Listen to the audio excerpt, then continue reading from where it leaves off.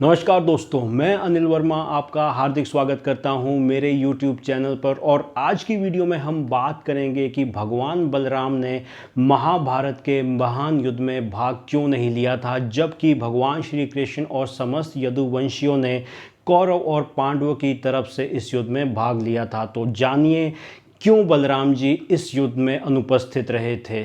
कहानी कुछ इस तरह से है, जब भगवान श्री कृष्ण संधि प्रस्ताव लेके हस्तिनापुर जाते हैं और उनका प्रस्ताव ठुकरा दिया जाता है, तो उसके पश्चात कौरव एवं पांडवों में युद्ध होना निश्चित हो जाता है और दोनों दल अपनी अपनी सेना के साथ कुरुक्षेत्र की धरती पर शिविर लगा लेते हैं कि तभी संध्या काल होने पर बलराम जी पांडवों के शिविर में प्रवेश करते हैं और उन्हें देखकर युधिष्ठिर समेत सभी योद्धा उनके सम्मान में खड़े हो जाते हैं एवं उन्हें एक उचित आसन पर आसीन करवाते हैं। उसके पश्चात बलराम जी युधिष्ठिर को बताते हुए कहते हैं, हे युधिष्ठिर, मैं जानता हूँ कि गोविंद द्वारा दिया गया शांति प्रस्ताव ठुकराया गया और दुर्योधन ने पांडवों को 5 गांव देने से भी मना कर दिया। मैं जानता हूं कि उस कपटी की गलत नीतियों की वजह से आज यहां संसार के सभी योद्धा एकत्रित है और इस युद्ध को अब किसी भी हाल में टाला नहीं जा सकता और ये निश्चित है कि यहां पर एक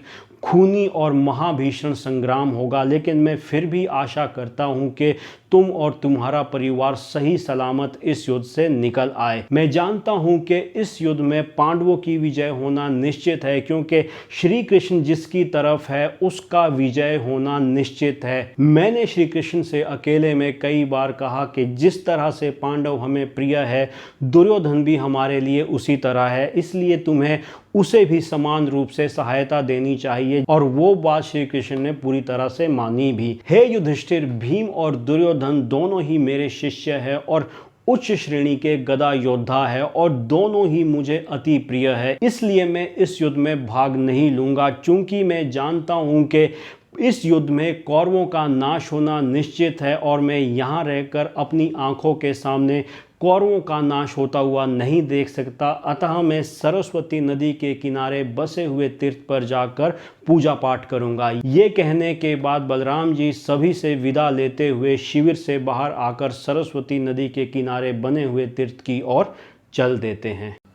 तो ये थी हमारी आज की ये वीडियो। आशा करता हूँ कि आपको ये वीडियो ज़रूर पसंद आई होगी। जल्दी ही मिलते हैं एक ऐसी ही वीडियो के साथ। तब तक के लिए धन्यवाद।